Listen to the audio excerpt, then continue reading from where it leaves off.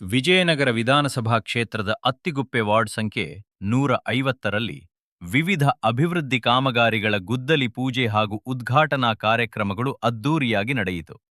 ಮೊದಲಿ viewers ಲೇಔಟ್ನ 4ನೇ ಅಡ್ಡರಸ್ತೆ, 3ನೇ ಮುಖ್ಯ ರಸ್ತೆಯಲ್ಲಿ ರಸ್ತೆ ಡಾಂಬರೀಕರಣ ಕಾಮಗಾರಿಗೆ ಗುದ್ದಲಿ ಪೂಜೆ ನೆರವೇರಿಸಲಾಯಿತು.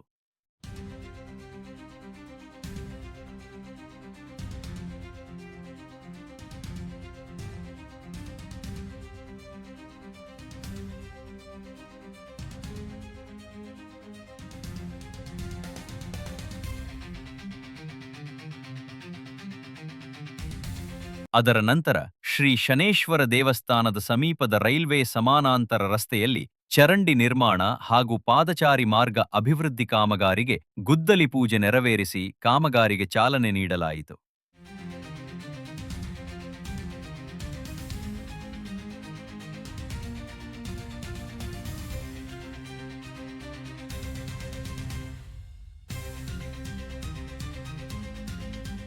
ಇದೇ ವೇಳೆ ವೆಂಕಟೇಶ್ವರ ಲೇಔಟ್, ಬಿಸಿಸಿ ಲೇಔಟ್ ಮುಖ್ಯ ರಸ್ತೆಯಲ್ಲಿ ರಸ್ತೆ ಡಾಂಬರೀಕರಣ ಕಾಮಗಾರಿಗಳಿಗೂ ಗುದ್ದಲಿ ಪೂಜೆ ನೆರವೇರಿಸಲಾಯಿತು.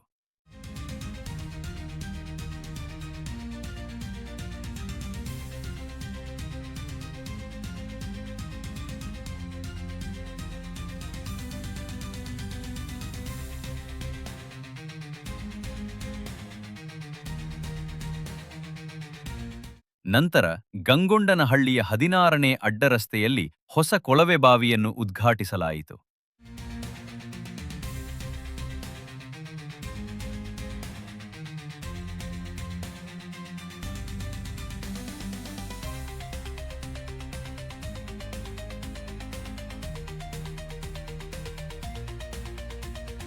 ಅಲ್ಲದೆ ಗಂಗೊಂಡನಹಳ್ಳಿಯ 1ನೇ ಅಡ್ಡರಸ್ತೆಯಲ್ಲಿಯೂ ಮತ್ತೊಂದು ಹೊಸ ಕೊಳವೆ ಬಾವಿಯನ್ನು ಉದ್ಘಾಟಿಸಿ ಸಾರ್ವಜನಿಕರಿಗೆ ಸಮರ್ಪಿಸಲಾಯಿತು.